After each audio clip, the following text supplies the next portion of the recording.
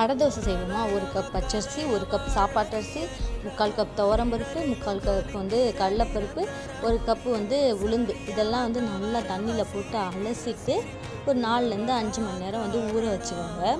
ஊற வச்ச அரிசியை ரொம்ப கொரன்னு இல்லாமல் ரொம்ப நைஸாகவும் இல்லாமல் உப்பு போட்டு தோசை மாவு மாதிரி நல்லா அரைச்சி வச்சுக்கோங்க. இப்போ அரைச்ச மாவை உப்பு நீங்கள் போடாமல் அரைச்சிங்கன்னா உப்பு போட்டு கரைங்க. நான் உப்பு போடாமல் அரைச்சனால உப்பு போட்டு நல்லா கரைச்சி வச்சுக்கிட்டேன். உடனே ஊற்றுனாலும் ஊற்றலாம், இல்லை ஒரு நைட்டு விட்டுட்டு ஃப்ரிட்ஜில் எடுத்து வச்சுட்டு மறுநாள் காலைல கூட நம்ம ஊற்றிக்கலாம். நல்லா பொடியாக நறுக்கின வெங்காயம், பச்சை மிளகாய், கருவேப்பிலை, முருங்கைக்கீரை ஆப்ஷனல், நீங்கள் போடனாலும் போடலாம், வேணாட்டி விட்டுறலாம். சோம்பு போட்டு நல்லா நைஸாக தோசையை ஊற்றி சுற்றின்னு எண்ணெய் ஊற்றி முருகலை சுற்றுட்டோம்னா சூப்பரான அடை தோசை ரெடி. நமக்கு பச்சை தேங்காய் சட்னி தான், அதை செஞ்சு வச்சு சாப்பிட்டோம்னா சூப்பராக இருக்கும். செஞ்சு பார்த்துட்டு எப்படி இருக்குன்னு கமெண்ட் பண்ணுங்கள். தேங்க்யூ ஸோ மச் ஃபார் வாட்சிங். பாய்.